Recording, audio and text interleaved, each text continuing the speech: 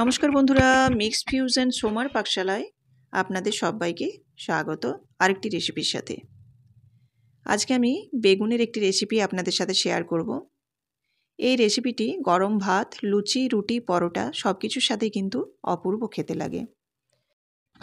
অনেকেই আছেন যারা বেগুন একদমই খেতে পছন্দ করেন না, কিংবা হয়তো এমনও আছেন যারা শুধু বেগুন ভাজাটা খেতে পছন্দ করেন, বেগুনের কোনো রকম রেসিপি বা কোনো সবজি খেতে পছন্দ করেন না। তো তারা কিন্তু এই বেগুনের এই রেসিপিটি একবার বানিয়ে দেখতে পারেন। এই রেসিপিটি কিন্তু সবাই চেটেপুটে খাবে।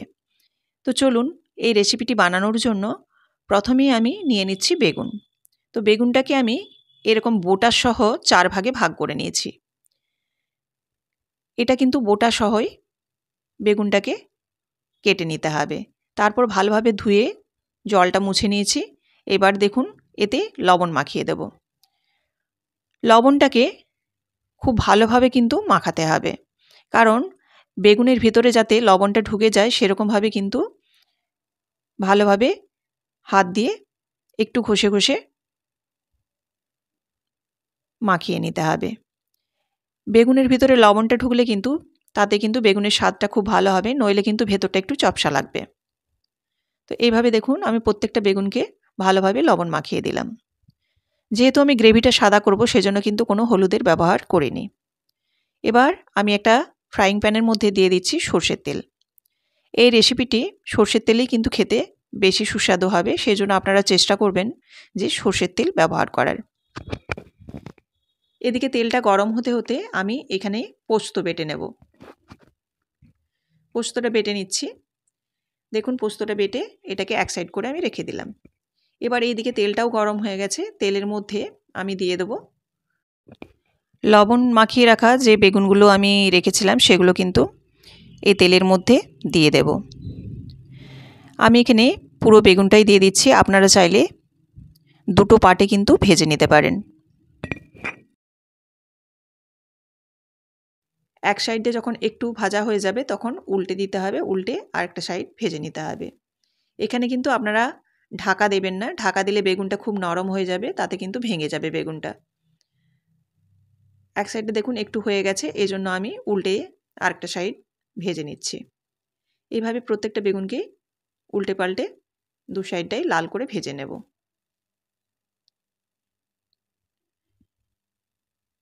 এবার বেগুনগুলো যখন ভাজা হয়ে যাবে তখন এগুলোকে কিন্তু নামিয়ে একটা পাত্রের মধ্যে রেখে দিচ্ছি।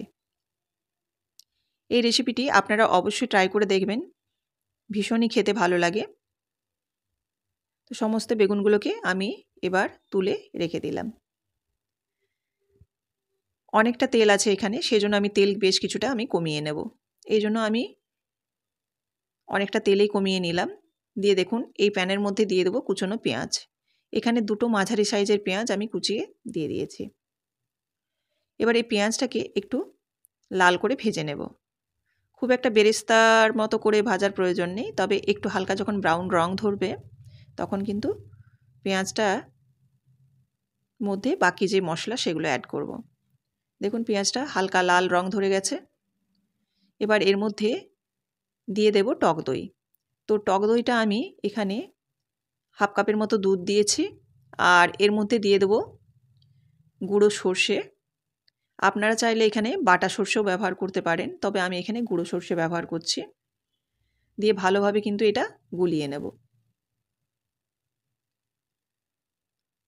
দিয়ে এবার এই যে পেঁয়াজটা ভেজে রেখেছি, এই পেঁয়াজটার উপর টক দইটা দিয়ে দেব।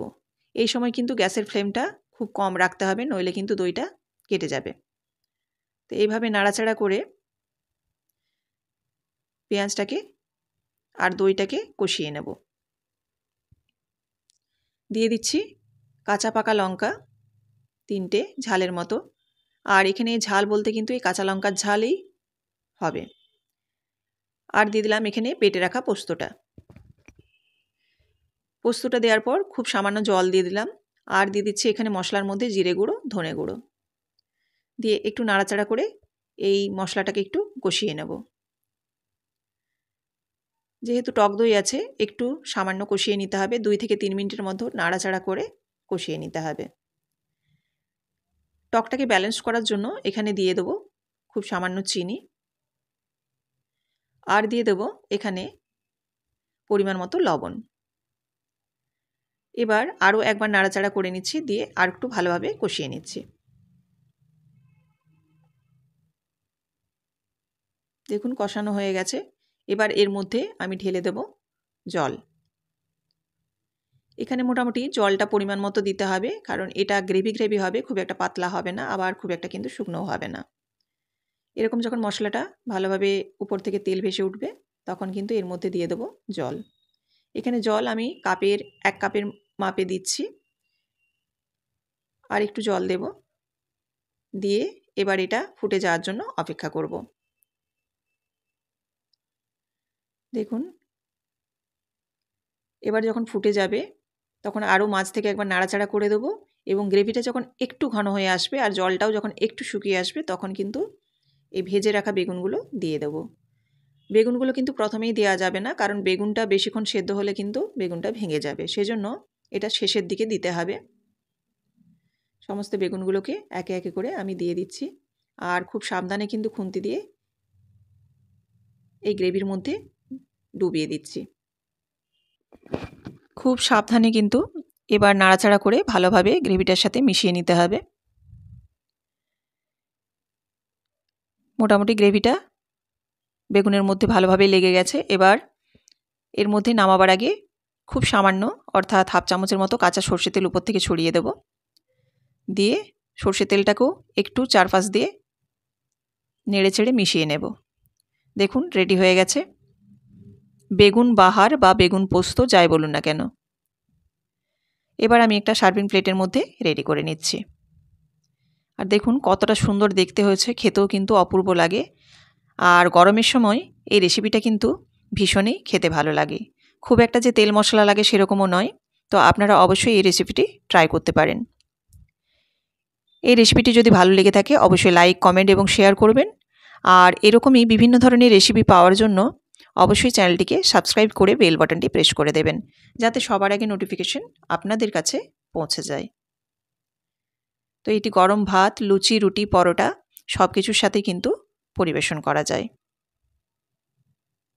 এই রেসিপিটি কেমন লাগলো অবশ্যই আপনারা কমেন্ট করে জানাবেন।